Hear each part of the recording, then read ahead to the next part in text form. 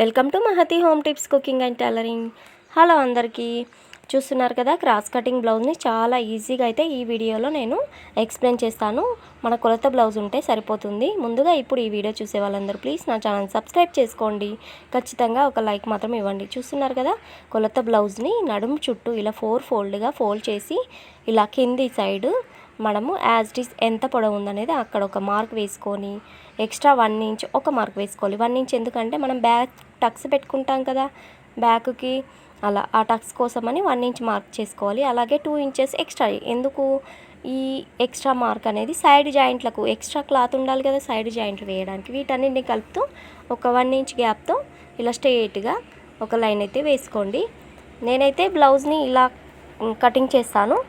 కొత్తగా నేర్చుకునే వాళ్ళకి ఇది చాలా సింపుల్ మెథడ్ అండి. ఇలా కానీ నేర్చుకుంటే మీరు తొందరగా కటింగ్ అనేది ఈజీగా వచ్చేస్తుంది.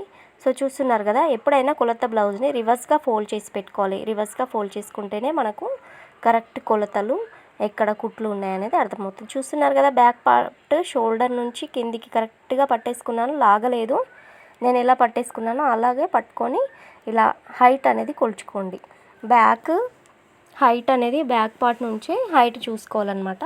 సో ఇలా రివర్స్గా ఫోల్డ్ చేసుకొని షోల్డర్స్ని అలాగే ఈ బ్యాక్ పార్ట్ని కరెక్ట్గా ఫోల్డ్ చేసుకొని ఇలా పెట్టుకోవాలన్నమాట. బ్యాక్ సైడ్ గల్లా ఎక్కడ వరకు ఉందో అక్కడ వరకు వీడియోలో చూపిస్తున్న విధంగా ఇలా మార్క్ వేసుకొని ఎక్స్ట్రా కుట్ల కోసం ఒక మార్క్ వేసుకోండి. చూస్తున్నారు కదా, షోల్డర్ అనేది ఎక్కడ వరకు ఉంది అక్కడ ఒక మార్క్, అలాగే ఎక్స్ట్రా కుట్ల కోసం ఒక మార్క్ అన్నమాట. ఇలా మార్క్ వేసుకొని షోల్డర్ ఎండింగ్ పాయింట్ కూడా ఇలా మార్క్ వేసుకోవాలి. చూడండి, ఇలా మార్క్ వేసుకున్న తర్వాత చంక డౌన్ కింది నుంచి కొలుచుకోవాలన్నమాట. కింది నుంచి చంక డౌన్ ఎంత ఉందో అక్కడ ఒక మార్క్, ఎక్స్ట్రా కుట్ల కోసం ఒక మార్క్, 1/2 ఇంచు మందంతో ఇలా వీటినన్నిటినీ స్ట్రెయిట్ లైన్తో ఇలా కలిపేసుకోండి.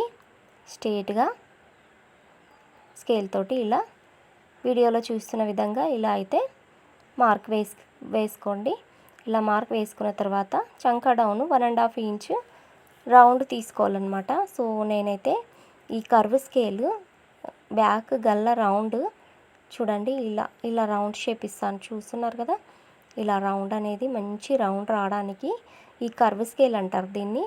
ఈ కర్వ్ స్కేల్ బ్యాక్ రౌండ్గా రావడానికి ఈ కర్వ్ స్కేల్ సహాయంతో ఇలా రౌండ్ అనేది డ్రా చేసుకుంటున్నాను. సో ఈ స్కేల్ వల్ల చాలా యూస్ఫుల్ అవుతుంది. మనము మామూలుగా రౌండ్ తీసిన దానికి ఈ కర్వ్ స్కేల్ రౌండ్ తీసిన దానికి చాలా తేడా ఉంటుంది. చూస్తున్నారు కదా, ఇక్కడైతే 1.5 ఇంచ్ గ్యాప్తో నేను కర్వ్ స్కేల్ తోటి చంక రౌండ్ తింపుతున్నాను. చూస్తున్నారు కదా, ఇలా పైనుంచి కరెక్ట్గా ఇలా పెట్టేసుకొని 1.5 ఇంచ్ మార్క్ పెట్టుకున్నాను కదా, ఆ మార్క్ని కలిపేసుకుంటూ ఇలా రౌండ్ అయితే గీసేసాను. చూస్తున్నారు కదా, ఈ కర్వ్ స్కేల్ అంతా బాగా ఉపయోగపడుతుందంటే చాలా బాగా ఉపయోగపడుతుంది. తర్వాత మన చేతు రౌండ్ చంక రౌండ్ ఎంత ఉందనేది ఇలా కొలత బ్లౌజ్ తోటి ఇలా కొలిచేసుకొని మార్క్ వేసుకొని కిందికి ఇలా వీడియోలో చూసిన విధంగా కలిపేసుకోండి. ఎక్స్ట్రా కుట్ల కోసం కూడా ఇలా మార్క్ వేసుకొని బ్యాక్ పార్ట్ అయితే కటింగ్ చేస్తున్నాను. చూడండి, చాలా ఈజీగా బ్యాక్ పార్ట్ అయితే కటింగ్ చేసి ఇస్తున్నాను.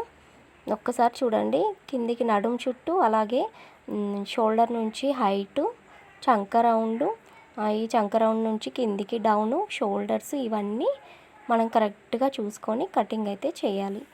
చూస్తున్నారు కదా, బ్యాక్ పార్ట్ అయితే కట్ చేస్తున్నాను. వీడియోలో చూస్తున్న విధంగా ఇలా బ్యాక్ పార్ట్ని కట్ చేయడం నేర్చుకోండి. ఇప్పుడైతే ఈ బ్యాక్ పార్ట్ నుంచే ఫ్రంట్ పార్ట్ తీస్తానన్నమాట. ఇది క్రాస్ కట్ కదా, ఈ బ్యాక్ పార్ట్ని ఇలా రివర్స్గా ఫోల్డ్ చేసుకొని కిందికి ఒక 2 ఇంచెస్ గ్యాప్ మలిచేసుకోవాలి. సో ఇప్పుడు మనం ఏం చేయాలంటే ఫస్ట్ ఫ్రంట్ గల్లా ఎంత హైట్ ఉందనేది చూసుకోవాలి. ఫ్రంట్ గల్లా చూస్తున్నారు కదా, ఇలా ఫ్రంట్ గల్లా ఇలా పెట్టేసుకొని ఫ్రంట్ గల్లా ఎక్కడి వరకు ఉందనేది చూసుకోవాలి. ఇలా డ్రా చేసుకొని ఈ ఎక్స్ట్రా ఒక 1 ఎక్స్ట్రా మార్క్ అనేది ఇలా వేసుకోవాలి.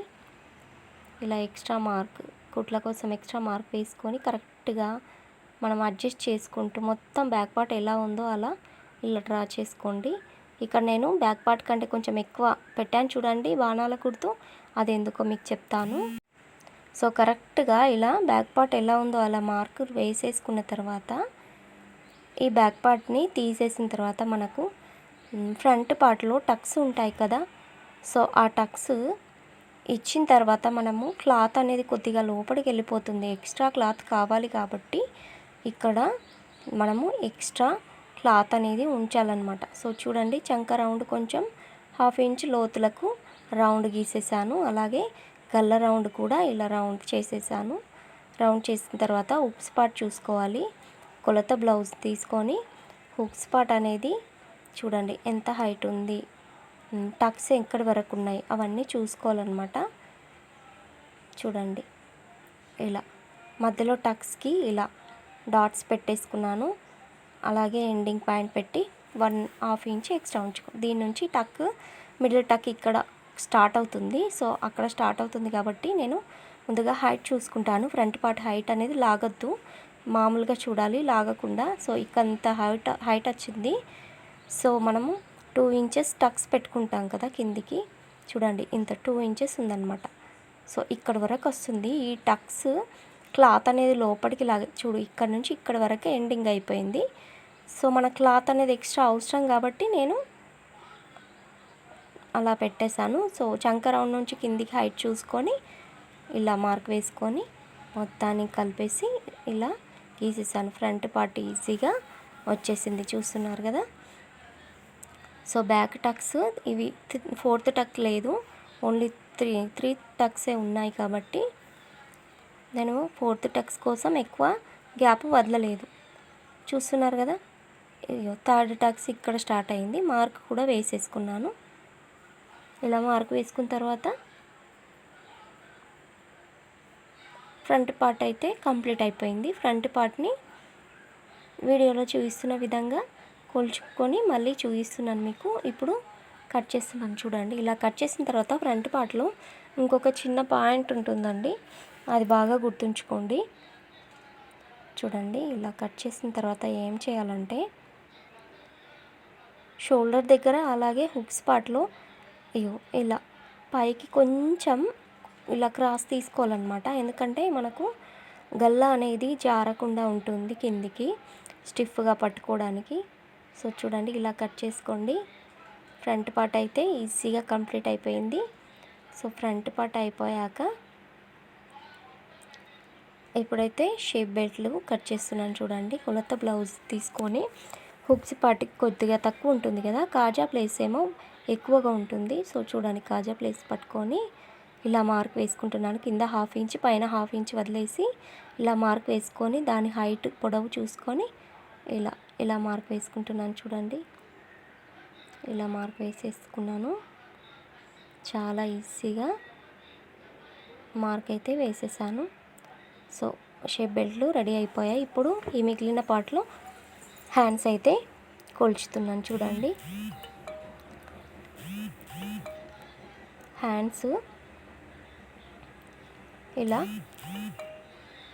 వీడియోలో చూస్తున్న విధంగా డ్రా చేసేసుకొని హ్యాండ్ హైట్ అలాగే చంక రౌండ్ ఎంత వచ్చిందో అక్కడ వరకు ఇలా చూసుకొని ఎక్స్ట్రా 1/2 ఇంచ్, ఎప్పుడైనా హ్యాండ్ స్టార్టింగ్లో 1 ఇంచ్ స్ట్రైట్గా తీసుకొని ఇలా చిన్న ఎస్ ఆకారంలో రౌండ్ అనేది తింపుకోవాలన్నమాట మనము. చూసారుగా, చాలా ఈజీ హ్యాండ్ కటింగ్ అనేది. సో దీనికి కొద్దిగా సైడ్కి అతుకులు అనేటివి పడేలా ఉన్నాయి, చూసారు కదా. కొంచెమే క్లాత్ ఉంది, సైడ్ జాయింట్లకు క్లాత్ తక్కువ అనిపిస్తుంది కదా. సో నేనైతే సైడ్కి కొంచెం అతుకులు అనేటివి కట్ చేశాను చూడండి. ఇలా కట్ చేసుకొని అతుకులు అనేటివి నేను అటాచ్ చేసుకుంటాను. కొద్దిగా తక్కువ అనిపించిన మనకు సైడ్ జాయింట్లు బాగుండాయి అన్నమాట, స్ట్రైట్గా రావు. సో చూడండి, సైడ్ జాయింట్లకు కూడా అతుకులు అనేటివి కట్ చేశాను. సో కంప్లీట్ అయిపోయిందండి చూడండి. ఇదైతే back part, front part, hands అలాగే షేప్ బెల్ట్లు చాలా ఈజీగా అయితే కటింగ్ అనేది పూర్తయిపోయింది. సో వీడియో నచ్చితే లైక్ చేయండి, షేర్ చేయండి, సబ్స్క్రైబ్ చేసుకోండి. అలాగే నేను ఈ బ్లౌజ్ కటింగ్ కూడా చూపిస్తాను. ఇదైతే లైనింగ్ పీస్ అనమాట, లైక్ ఇవ్వడం మర్చిపోకండి. ఇక బ్లౌజ్ పీస్ ఇది కాటన్ అనమాట. సో ప్లెయిన్ ఉంది బ్లౌజ్ పీస్ పైన ఇలా పెట్టేసుకొని యాజ్ ఇట్ ఈజ్ ఎలా ఉందో అలా మనం కొంచెం ఎక్స్ట్రాగా ఇలా వీడియోలో చూసిన విధంగా ఇలా ఎక్స్ట్రా ఉంచుకొని కట్ చేసుకోవాలి. ఎప్పుడైనా మనము బ్యాక్ పార్ట్కి గల్ల కట్ చేయొద్దన్నమాట, కుట్టేటప్పుడు ఇబ్బంది అవుతుంది. గల్ల బ్యాక్ పార్ట్ లైనింగ్ పీస్కి అటాచ్ చేసిన తర్వాతనే గల్ల స్టిచ్ చేసుకోవాలి. సో చూడండి, ఇలా కొద్దిగా గ్యాప్ ఉంచుకొని క్లాత్ కొంచెం ఎక్స్ట్రా ఉంచుకొని ఇలా కట్ చేసుకుంటే అయిపోతుంది. సో ఫ్రంట్ పార్ట్ ఇలా క్రాస్గా పెట్టేసుకున్నాను. సో దీంట్లో ఈ బ్లౌజ్ పీస్లో హ్యాండ్స్కి అతుకులు రాకుండా, మనం లైనింగ్లో అతుకులు వచ్చాయి కదా, దీంట్లో అతుకులు రాకుండా కట్ చేస్తాను చూడండి.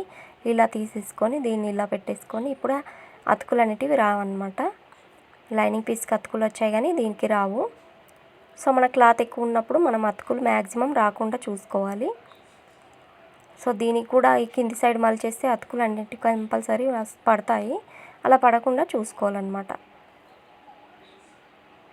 ఇలా కట్ చేసి ఈ మిగిలిన క్లాత్లో షేప్ బెల్ట్ అనేటివి మొత్తం 4 తీస్తున్నాను. దీన్ని ఇలా క్రాస్ చేసి మనం కట్ చేసుకున్న షేప్ బెల్ట్లు లైనింగ్ పీస్ని ఇలా పెట్టేసుకొని, ఎప్పుడైనా లైనింగ్ పీస్కి షేప్ బెల్ట్లు 3 ఉంటాయి, అంటే మొత్తం 6 ఉంటాయి అన్నమాట. వన్ సైడ్ 3, ఇంకో సైడ్ 3, లైనింగ్ పీస్ ఒకటి, బ్లౌజ్ పీస్ 2 ఉంటాయి. సో అలా కుడితేనే మనకు బ్లౌజ్ అనేది స్టిఫ్గా ఉంటుందండి. సో కంప్లీట్ అయిపోయింది, చూస్తున్నారు కదా.